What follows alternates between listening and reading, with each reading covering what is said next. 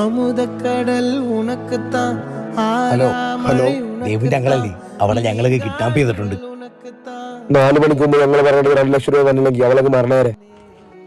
ദേവു എന്റെ പെങ്ങളെ മോളാണെങ്കിലും എന്റെ സ്വന്തം മോൾ കണക്കാനാണ് എനിക്ക്. 4 മണി ഇപ്പൊ ആവുമല്ലോ. അവളുടെ എല്ലാ കാര്യവും നോക്കിയിരുന്നത് ഞാൻ തന്നെയാണ്. സമയമായില്ല.